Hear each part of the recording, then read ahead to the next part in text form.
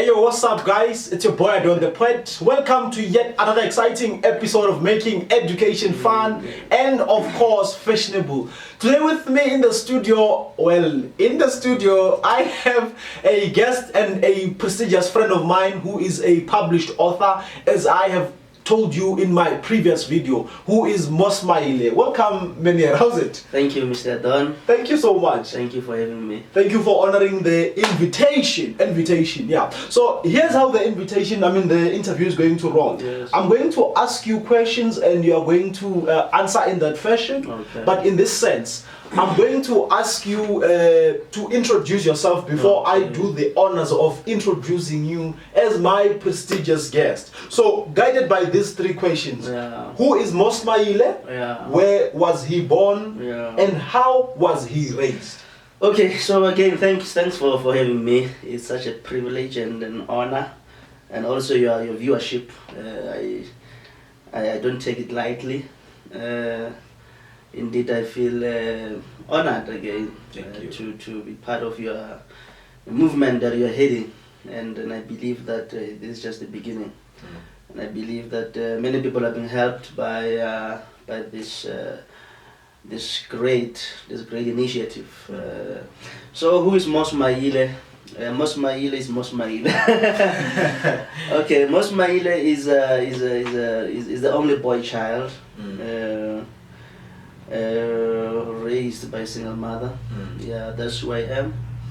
I'm a minister of the gospel. That is the first thing for me. I'm a published author. I'm an author of 2 books, which I came with today. I wrote 2 books. I'm a public speaker.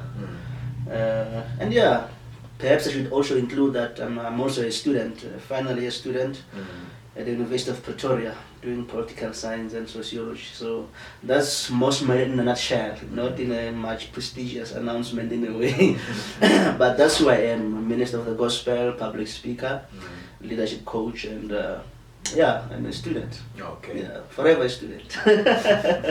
Yeah, they say that good leaders are readers. So for sure, if you are a leader, you must always be reading and learning something in life. Yeah, that's true. You know, if you stop reading, you stop growing. Yeah. We human beings are triune beings. We are a spirit. We have a body. We live in a body. We have a soul. So one of the ways in which we can dominate the physical dimension we are in, the world as it is, the earth as it is to accumulate knowledge. Without knowledge, you'll never ever pioneer your space. Without knowledge, you are limited. Okay. So knowledge stretches your dominion as a person. So really, without reading, we will stop growing. Yeah, indeed. You know, we read as much as we can in order to stretch the muscles of our intellectual capacity, because we're intellectual beings. So as intellectual beings, that facet of our humanity has to be fed and fed well. So you must watch what you hear, watch what you see, or what you watch, and also watch what you read. So reading is very important. I speak as a student as well. Reading is very important. To become a reader is to become a leader in a way. So we are the products of knowledge. I think, that's it. Reading is important, I like the line where you say you must watch what you watch and watch what you read. Yes. Very, very powerful. Yeah, because if we are what we watch, we are what we see, and then we are what we read. So it's a matter of association, intellectual association. What do you associate yourself with? Yeah. And what do you watch? What do you choose to watch? So we are consumers in a way. Our eyes consume. We consume through our eyes. We consume through our mouths, we consume through our ears, and we also consume through other means, even through our brains, you understand? So when we read, we are consuming. When you watch a show, you are consuming. So it's a matter of taking in an exchange of some sort. So it's important to watch what you watch. When you say it's important to watch what you watch, Yeah. it reminds of me. I think about 5 years, if not 6 years ago, Yeah. I decided upon myself to stop watching commercial television. You won't believe this. I said to myself, I'm no longer watching commercial television. Yeah. And the reason behind that was that I was at a certain crusade and a preacher said that it's called television when you read it. Yeah. But when you look it, with a magnifying glass, it's a vision. Television. You're telling a vision. Exactly. So by the time you waste sitting down watching commercial TVs, the likes of whatever that you like, you are actually wasting your life watching people telling you their vision. And she later asked the question that, when are you going to tell your own vision?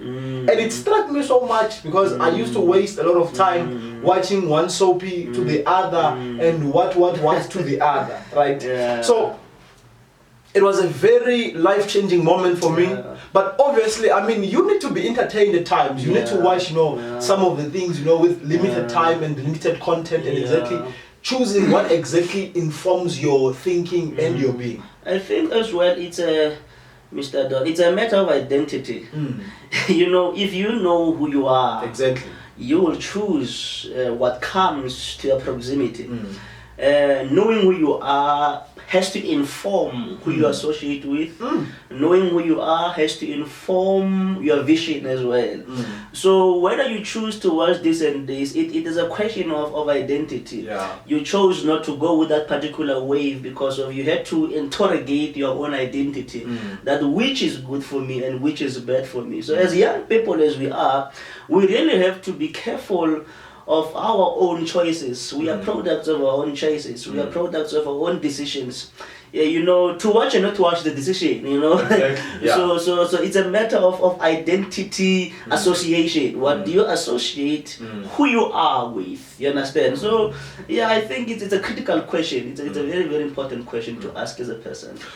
Okay, good. Now that we know who Moss Maile is, a only boy child that was raised by a single parent. Among 5 sisters. Among 5 sisters, of course. Yeah. We want to know, how has that upbringing influenced you as a writer, as an individual, as a young man? What exactly was the picture of you being a young man and thinking about the future? Was there any hope that, perhaps one day you'll become this established author, a public speaker, and of course, being enrolled in one of the top universities, not only in South Africa, but in the world? Yeah. Many of us are products of our backgrounds. Even political ideologies are sometimes informed by backgrounds. Indeed. So, my background was critical in the authorship of my books. Because I grew up in poverty, in lack, you can say it. That's how I grew up. However, as time went by, I had to think and came to a point of asking myself that, will I let how I grew up define me? Or am I going to change the story of my life? So growing up in a home of a single mother and a home of 5 sisters, an unemployed, single mother. As a boy child, you tend to assume the responsibility of leadership. You tend to assume the responsibility of provision. To say, okay, I am born as the only boy child in this home, and then women, I'm surrounded by women. It is a natural and inherent conviction of a man that I have to make sure that at home they eat, they do that. So as the time progressed, growing that kind of condition, I thought to myself, I don't think that I'm the only one who has grown from this stuff, or who has grown up like this or in such conditions. That is what informed my book, that I wanted to speak to the rural child, I wanted to speak to the farm child, I wanted to speak to the Kasi child, the township child, you don't have to allow the walls of the rural, the walls of poverty to infringe you wherever you are. You can dream beyond that. You can dream beyond, poverty. You can dream beyond the limitation. You can dream beyond any form of oppression and suppression. You are able, but the key thing is that as far as you see, so can you go. So I had to see before I can go where I wanted to be. So I had to transition from being a Kasibo, a common Kasibo, and begin to think about how I can empower myself and in turn empower those I grew up with in the township, in the rural. I'm very fond of rural places because of I think many dreams die in the rural places, particularly the rural places which have no resources, no life in terms of well-offness in a way. So I've seen visions die in rural places. I've seen visions die in the townships. I've seen dreams dying in the townships. So my battle cry was to write a book to inspire someone to say, you know what, you can defeat any form of opposition and antagonism which tries to quench and to swallow your dreams. You are capable. So that is what my childhood has done, and my background. It informed my book in a way that to sort of inspire people who might have found themselves in what I've been through as well. That was too much, né? Very powerful. Otherwise, guys, we have a book here by Moss Maile, who is my guest today, titled "Defeating the Generational Poverty, Breaking the Cycle." So, otherwise, he is expounding some of the things that he wrote about in his book here. There we go, guys. You heard it for yourself. We have Moss Maile with us in the studio, a published author. We are continuing with our interview and asking him some few questions that I hope perhaps might give you some insights and help you in life, with your life pursuits and all that you are doing. So, as we continue, I would like to ask you, sir, as you said that you grow up, in a very, not necessarily unfortunate, but, in a very difficult background. I want you to highlight for me, as well as my audience out there, that did you have any form of a role model growing up back then, and how has that role model helped you, in your life pursuit as an individual, as a young man growing up, and as someone who grows up to be a responsible individual? Okay, I actually had role models. It's hard to choose one role model, but my principal role model has always been my mother. I don't know, maybe that sounds well or what, but what do you do when your mother is your hero? You understand? Yeah. So she becomes a role model in a way. Other than that, I had great men who were surrounding me in a way. But I have to also know the man who has greatly influenced my life growing up. I've once came across his books, and his books changed my life, and that is Miles Monroe. I think Miles Monroe had became a very great inspiration as a young man growing up. One time I got to actually read one of his books. So when I read one of his books, guys, that was a turning point. So that's when I got to have a role model, a human role model in a way. And I have to also mention one of the great speakers in South Africa and the world, and that is Dr. John Tibane. Dr. John Tibane, one of the people I look up to. And again, I just mentioned three. And again, I just mentioned also my pastor, Pastor L.J. Mohola. It is a man who's leading me as a man to become a man. So sometimes to be a man, need a man to lead you. So a lot of role models, Mr. Ador. I like when you start with your mother. In most cases, we hardly recognize our parents as our role models, because I think we are so comfortable with the thing that it's part of them being parents and all that. But otherwise, it shows that she did quite a great job in terms of trying to provide for the Yeah, family and making sure that you are well off and raising you in a way that you don't, linger around the streets. And Dr. Miles Monroe the late and Dr. John T, are such, excellent absolutely people who, have touched the world, not only just, in the pastoral domain, but also in the secular world, because they have done quite phenomenal stuff. I believe that when you are born, you're not just born for a family, but you are born for a generation. Yeah. I think I should repeat that. When you are born, you're not born for a family, but you are born for a whole generation. A whole generation. Wow. So you have to understand that as we talk about these men who have impacted our lives, you also have a mandate in this world. You are not just born to eat, sleep, and die one day. Oops. But you are born to serve a generation.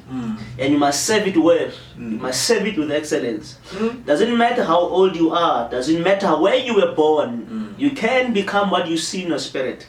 You can become what you see in your mind. It is possible if you only can understand that you have a duty to the world. You have a duty to the world. You owe the world part of you. There's someone waiting for you. There's someone waiting for your vision. There's someone waiting for you to run that particular vision in your life, so that they can help through you. So you are born for a generation, not just for South Africa, you are born for the world. You are born for such a time as this. Let me say this, you are relevant. You are relevant as far as you can exercise your giftings and your vision. You are relevant. But the moment you move away from your vision, you move away from your giftings, you move away from knowledge, you move away from continuous learning, you become irrelevant. Our giftings, education, and all those things, they make us to be relevant. You know why? Because they make room for us in the world. They make room and they create room for us. We are relevant as far as we can believe that we have inherent abilities. We have a duty. Do not fail the generation you have born into. Do not fail the generation that you have been born into. Because if you fail the generation, you are going to have a debt until you die. Be careful. You remind me of my mentor's favorite quote, Solomon Lobo, who is a published author, and always says that my gift will make room for me. True. Which is 100% scriptural. I want to echo the words of Moss Maile and say that you have a generational mandate with you. True. As we continue, I've known you as a friend before, the published author. Yes, you have. Yeah, he has. He has. And now that there is a new title, we are, adjusting to the slash published author slash pastor slash. Those things they're normal. So. We once engaged in a very kind of almost personal level conversation where you said to me that you've been far and you were trying to at least teach me a few things about you as a person and where you come from. Something that always gave me that ignition was how you've been struggling all these years to try to make yourself a better man and try to move far away from the same background that you were raised in and try to bring about a change. And you told me about where you come from, and I would at least wish you could at least in answering this question tell us how where have you failed and how have you failed and how has that part of you failing made you not give up and be the person you are today? Oh, that is a very, very important question. Let me say this before I answer Mr. Adon. Let me speak to students. Or young people in general. No matter how great visions you may have, no matter how great ambitions you may have, No journey is without failure. No journey is without failure. But failure is not the end. Failure is a stepping stone. Yeah. Failure is an arena of lessons. It's a stage of lessons. Yeah. In failure, we get filled with lessons to progress to the next level. So, I've always had a desire when I look back. I've always had this hunger in me of being a student and and studying. I think maybe I should start there in terms of just recalling my failures and there and there. So I remember when I was in matric, I'm speaking to students now because I think there's a very, very good platform as well for students. I remember when I was in matric, I won't say which year because you'll know how old I am. Yeah. But yeah, along those years. So I had a dream of going to university. And it's a common and general dream. Indeed. If you want to change your environment, you think about education, Yeah. a formal, institutionalized education. You think along those lines. So matric, I wanted to study. Law, LLB law. I remember in my matric, I applied for LLB in the University of Johannesburg. I applied in the University of Johannesburg, and then the application came, says we are grateful that you have applied to us, but we are sorry to to let you know that your application has been unsuccessful. I know that many people have been getting this thing, whereas employment or university applications, many of us are familiar with this thing. So the letter came and say you are not accepted. You don't meet the requirements and stuff. While I was meeting the requirements, I believe. So, I didn't make it there. So the next year I applied again, second year in the running, the same university. I got rejected again. They said it was full and everything.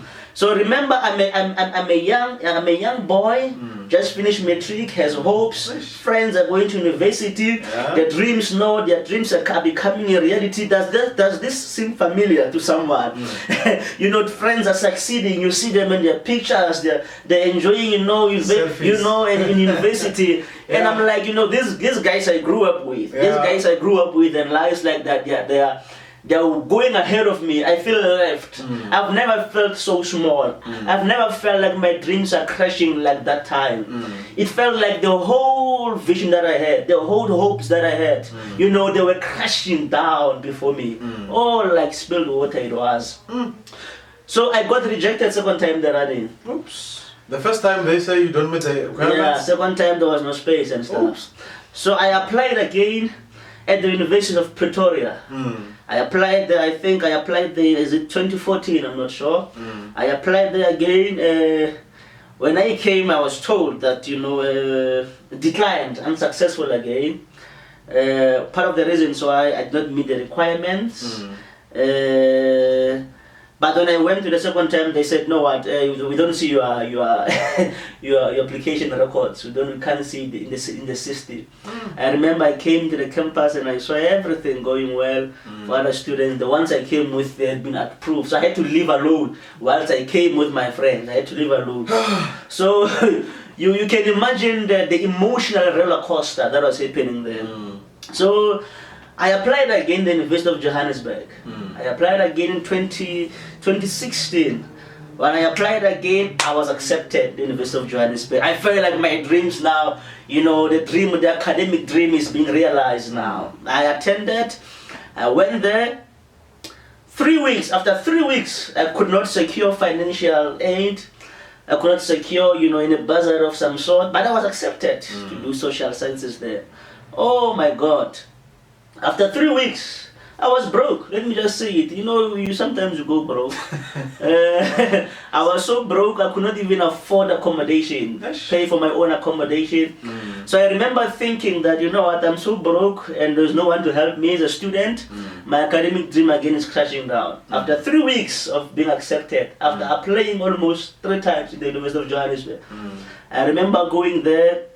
One day I went there, I was like, it can't work here. It can't work. I'm so marginalized. I'm nowhere to go. I had to drop out. I had to go and deregister. I remember when I went to deregister, I went to this office. the lady was helping with the process. She said something that, she said, give me your card, we need your student card, the access card.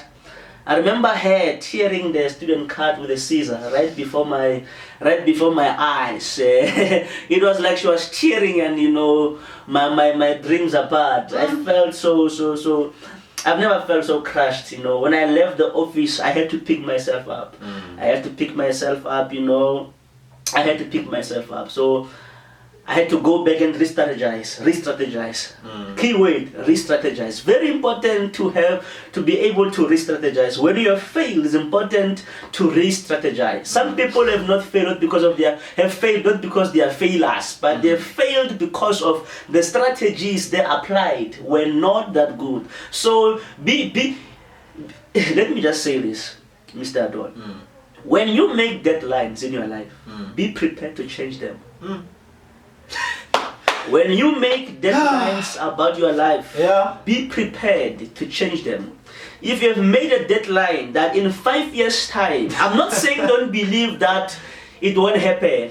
Believe, but I'm just saying in case it doesn't happen. Always when you make a deadline, be prepared to change the deadline. So I don't know what kind of deadline you've put for your life, but have the consciousness or the preparation, be prepared to change that deadline. So my friend, I had to change my deadline. I said in the age of 23, I would have acquired a degree. Oh dear, it was not to be so. It was not to be so. I left University of Johannesburg after attending some few lectures.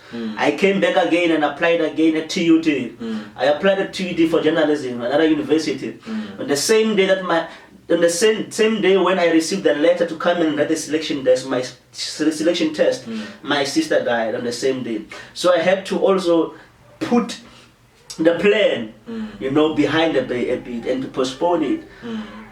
The following year I applied to University of Pretoria again. Then I got accepted up to this far. So all I'm saying to you is that when you have a deadline, be prepared to change it. The academic life is not easy. But you, as a person, have to be strong and have to be willing to re-strategize and to dust yourself and believe again. I'm touched. I think I'm touched as well. I'm touched from my side. I'm very good when it comes to writing poetry. I remember myself. I grew up, in writing a lot of stuff, poetry. By the time I think I was doing grade 9, I had a book compiled. Wow. And by the time I was still at a tender age, I think I was around 13 years of age. And I said to myself, when I'm 18 years old, because by then I would be legal, so I would be in a position to sign legal contracts. So I would have that, liberty to publish my book at my own terms and in my own time. Come the age of 18 years, Lord knows what. I did not manage to publish that book. And but here's what happens. When God is with you and God is showing you ways that you can still improve your life and be a better person. A friend of mine came to my rescue and through an online magazine that was based in Soweto. By the time I was still home in Mpumalanga, they at least featured my poem there. Wow. That gave me an ignition to keep on running. 2016, I came around here. I went to University of Tshwane University of Technology, TUT. You know what happened there? When you say when you have deadlines, you must re-strategize. Be prepared to change them. And when you work with people at a certain place, and the next thing you have to go home alone. Yes. I felt that pain. It's crashing. I got there in 2016 January. I was at a queue with people. Some of them were before me, some of them were behind me. I got there, I took a form. Some of the people that I borrowed my pen to fill up the application paper, they got accepted. Yes. By the time I went at the counter to submit my application, they said it's full. Yeah, it's full. Can you imagine? So, but God being good, it also worked out as well. True. And the following year, I got accepted at the University of Pretoria. True. So, in a nutshell, You are Moss Maile, raised by a single parent. Yes. The only Rejected at university so many times. The first time it was rejected because they said it did not meet the requirements. The second time they said the program is full. Yeah. Applied at the University of Pretoria. Yeah. And Rejected again. his application, they said that they could not find his application, which means rejection in another word. Went back to the University of Johannesburg. Yes. Could not afford to pay for the Student tuition. Guys, student life is expensive. You must, have this thing in your mind. When you apply to university, think about a place where your parents can afford to send you at least, monthly allowance and, somewhat afford to pay the tuition if you don't have a bursary. So don't punch beyond your means. Think about yourself and think about them as well. Where can they afford and where would you at least achieve your dream? And the last time finally you got accepted to the University of Pretoria. Yes, I finally, after trying for higher education for 6 years, I think this is my final year. After 8 years of trying to get into university. I think I should say that. After 8 years, I've now accumulating my first degree, bachelor's. After 8 years. Yes. Don't kill yourself because your course is hard on you. Don't ever kill yourself. If you are contemplating suicide, that's not the option. As long as your soul is still trapped in your body, there's a tomorrow for you. You can make it. Don't say, cause Charles. Believe that you can rise above the ashes. After 8 years, this year, I'm finishing off. I can't say my age, but I'm pretty old, as you can see. But it's the story of belief. It's the story of belief, Mr. Don. Indeed. Yeah. You have heard for yourselves, guys. This is a man who has failed countless times trying to make sure that his dream becomes a reality. And I want to take the honors of introducing him to you formally as my guest, who is Moss Maile. Born and raised somewhere in Pretoria, Mabopane, right? Yes, I was born and raised in a place called Winterveld. Just after Mabopane. Exactly, yes. Yeah. So he is born around here, it's a Kasi kind of a man who, knows what Kasi life means and have seen quite a lot of things happening on the streets and all that. So he is a founder of Christ for All Nations Sanctuary. He is a pastor. He is a published author. He published 2 books titled Defeating Generational Poverty, Breaking the Cycle. He has appeared on Linsui radio station as a preacher, appeared on Radio Pulpit as well, and has also appeared on Dumisa TV. So this man we're talking about, guys, is not just a grasshopper. He has struggled in his life trying to make his dream become a reality, and at long last, he has achieved that somewhat, and he is still trying to pursue more of that. As I am saying, he is a student at the University of Pretoria doing his degree in political science. And some of you might be asking yourself, why would a pastor do a political science degree? But otherwise, you'll have to pay me to tell you. There you have it, guys. We thank you so much for your time, and thank you all for honoring the invitation. No, big thank you from me to come here. We are born for people. Indeed. And never stop believing. Yeah. No matter how long it takes. One man said to me, the longer it takes, the bigger it is. Yeah. Not about the duration of time, but the donation you make. Indeed. Next week we will be talking about his books that he has published. And we will be expounding more on that, on his purpose in life as an individual. So guys, please do tune in, don't miss out. We will be talking some great things and exploring the great content that he has for us, and moving away from the journey that he has traveled from being raised from by a single parent into an established author, despite all the circumstances and all the rejections that he has met over the years. So stay tuned, and of course, please do subscribe, and of course, join us next week. I love you all, and may God bless you and keep you safe wherever you are. Thank you.